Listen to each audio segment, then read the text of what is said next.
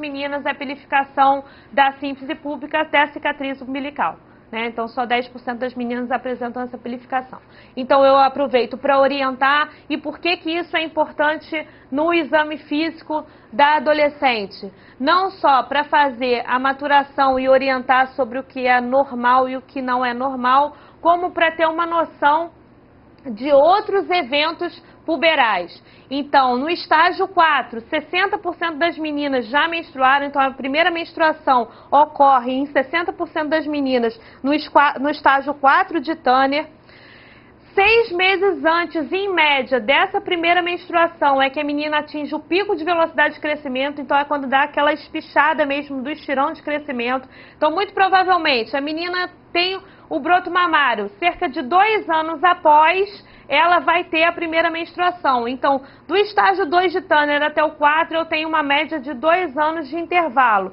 E nesses 2 anos é que ela vai ter a aceleração do crescimento dela. Então, provavelmente, a partir do estágio 4 ali, quando a menina tiver a primeira menstruação, ela vai desacelerar. Então, o ganho estatural é bem menor. Ela atinge no máximo uns 4 centímetros por ano até a parada total do crescimento.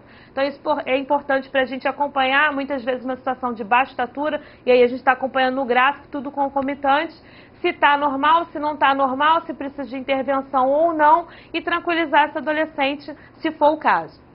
Em relação à maturação sexual no sexo masculino, eu da mesma maneira vou fazer o estadiamento de Tanner e vou, na hora do exame, faço o estadiamento e vou avaliar algumas coisas que são comuns também nessa faixa etária.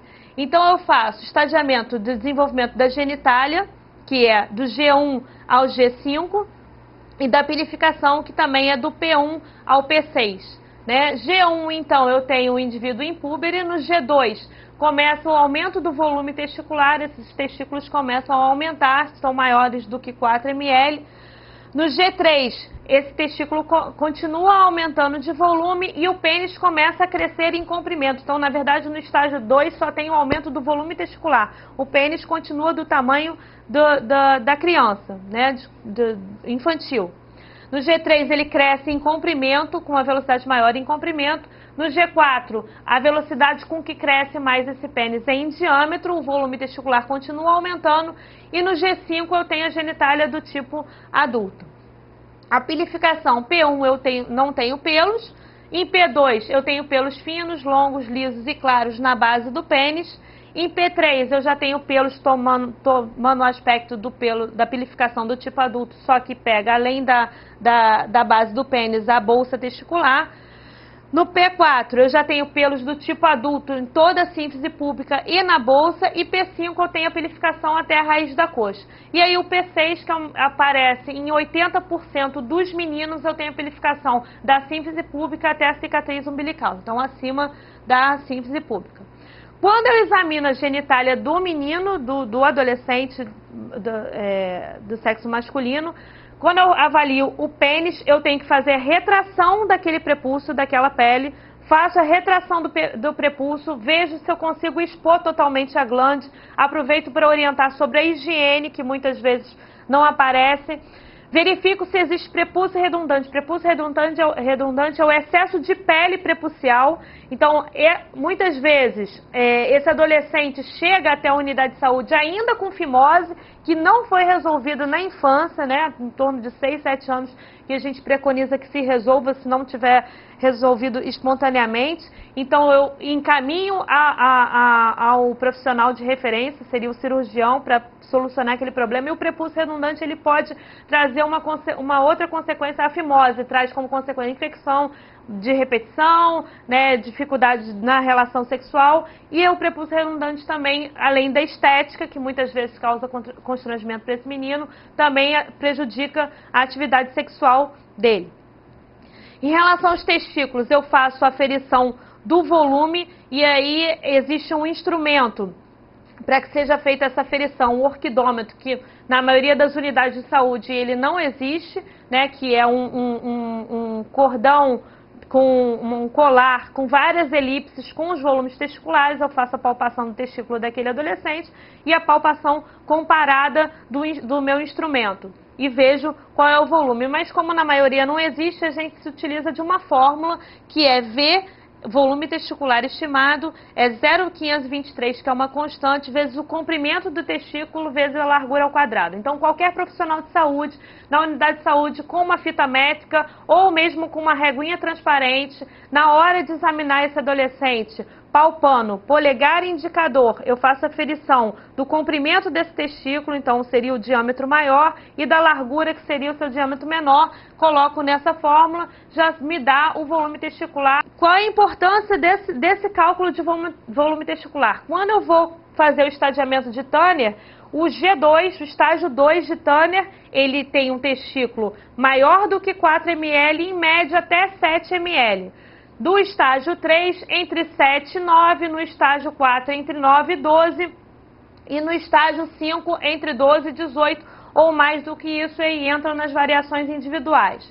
Então, estágio 2 é importante, porque eu tenho que saber se esse adolescente já entrou em puberdade ou não, se esse testículo tem um volume maior do que 4 ou não.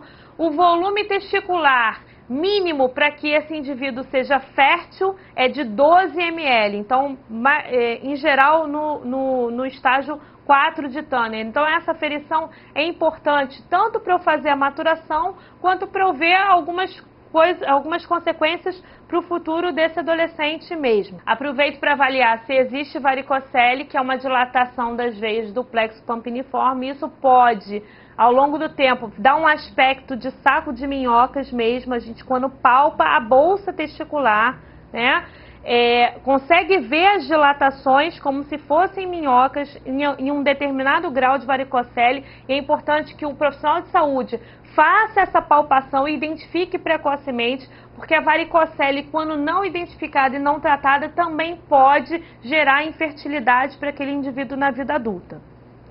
No momento que eu estou realizando o exame físico do adolescente, do menino, eu oriento esse adolescente em relação ao autoexame de testículos. Então, eu mostro para ele que uma vez por mês, a semelhança do que a menina faz quando faz o autoexame da mama, ele utiliza o polegar e o indicador e vai palpar o testículo mesmo, tentando identificar alguma aderência, algum espessamento, algum nódulo, alguma coisa diferente da normalidade. Então, uma vez por mês, durante o banho, que ele tente identificar, e se realmente houver alguma alteração, que ele procure o profissional de saúde. O porquê desse autoexame? Para tentar fazer a prevenção de câncer de testículo, que tem a sua incidência máxima no adulto jovem, em torno dos 25 anos. Então, é o pico de incidência quando a gente faz diagnóstico. Na verdade, já está no estágio avançado e a gente perde a oportunidade de orientar esse adolescente em relação a isso. Então, para finalizar, vale ressaltar que uma anamnese bem colhida, uma história bem colhida, associada a um exame físico cuidadoso, nos proporcionam meios facilitadores de atenção à saúde desse adolescente, favorecendo que a identificação de situações de risco seja precoce e que nós possamos intervir, ou pelo menos afastando completamente, ou pelo menos minimizando os prejuízos à saúde desse adolescente.